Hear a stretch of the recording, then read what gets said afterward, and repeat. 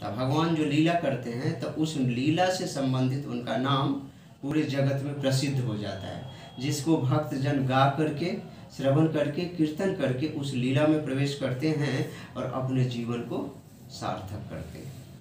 इसलिए लीला का मतलब होता है, हम लीला को श्रवण करने का मतलब होता है हम लीला में प्रवेश कर रहे हैं और लीला के माध्यम से हम भगवान की नाम गुण रूप लीलाओं को श्रवण करके हम भगवत धाम को चले जाते हैं। क्योंकि भगवान इस धराधाम पे किस लिए आते हैं?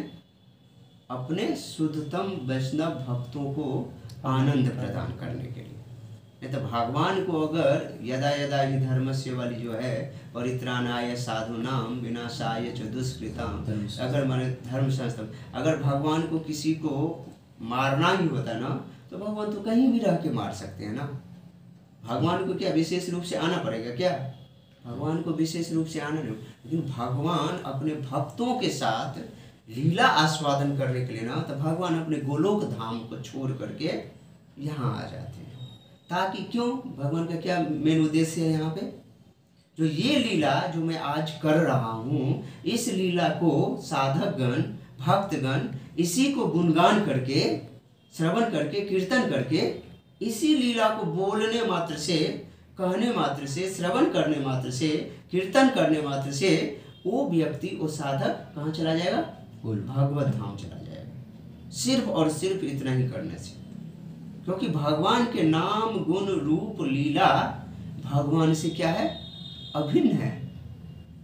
नाम चिंतामणि कृष्ण चैतन्य रस विग्रह पूर्ण शुद्धो नित्य मुक्तो अभिनत्वा नाम नामिन। नाम जो है भगवान का वो क्या है? चिंतामणि के समान है। चिंतामणि मीन्स कोई चीज अगर हम चिंतन में करते हैं तो तुरंत प्राप्ति हो जाती है। अगर हमने चिंतन कर लिया हमें भगवत धाम चला गया मैं, तो हम भगवत धाम चले गए। अगर हमने चिंतन कर लिया जो मैं किसी की पिटाई कर रहा हूँ, तो पिटाई कर रहा हूँ, तो चिंतन, नाम चिंतामणि, नाम करते वक्त साधक को बड़ा ही सचेत रहना चाहिए जो हमें किस तरह से नाम करना चाहिए। कोई गलत विचार हमारे मन में ना आ जाए, क्योंकि वो गलत विचार, नाम करते वक्त अगर गलत विचार आया तो वो सामने में देखोगे हो गया, हो जाता है। यह स्वप्न में घटित, हाँ, स्वप्न में कहीं भी घटित होगा, कुछ भी होगा, तो ये स्वप्न। तो भगवान का जब दामोदर लीला हो गया, भगवान को दाम में बांध दिए, माता यशोदा क्या किए? बांध करके अपने घर में चली गई और भगवान उलूकल में बंधे हुए घर घसीटते कहाँ चले गए? उनके घर में, उनके जो आंगन में क्या था? 2 यमलार्जुन पेड़ थे। 2 यमराज। तो उनका नाम क्या था? नलकुबर और मणिग्रीव।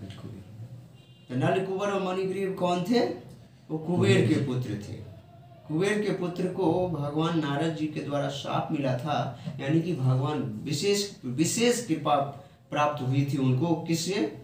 नारद जी की। क्योंकि नारद जी की जिस पे कृपा होती है ना, वो भला बच नहीं सकता, वो भला जो है ना गोलोक धाम से नीचे नहीं रह सकता, गोलोक धाम जाएगा ही।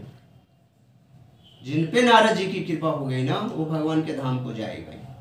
क्योंकि भागवतों में ऐसे लाखों प्रमाण हैं जिसमें नारद जी के शिष्य हैं जो गोलोक धाम को गए हैं। ध्रुव महाराज, प्रहलाद महाराज, अम्बरीश महाराज, ऐसे कई सारे भक्तों का नाम। तो वही जो है ना नलकुबर और मणिग्रीव को कृपा बस साप दिए और 100 दिव्य वर्षों के बाद किनसे मुलाकात करवा दिए? भगवान श्री कृष्ण के लीला को अपने आंखों से सिर्फ देख रहे हैं। कौन? नलकुबर और मणिग्रीव। तो कितना बड़ा साप, वो साप नहीं है, उनको वरदान है। भगवान को अपने इनको धाम में भेजने के लिए ये किए।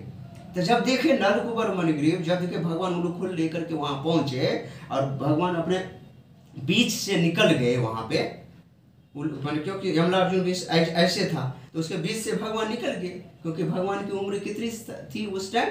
3 साल 2 वर्ष जब ये लीला की, तो भगवान पतले हैं तो अपना निकल गए। लेकिन उखल जो है फंस गया। भगवान तो अचिंत्य शक्ति है भगवान में, थोड़ा सा ही धक्का दिया, वो यमलार्जुन कड़कड़ा करके जमीन पे गिर गया। उसमें से सुंदर दिव्य पुरुष निकले, नलकुबर और मणिग्रीव, जो भगवान को 5 श्लोकों में वर्णन करते हैं और फिर भगवान की स्तुति करते हैं। और वो सोचते हैं हमें भगवान जो है ना यहाँ पे हमें रहना नहीं चाहिए,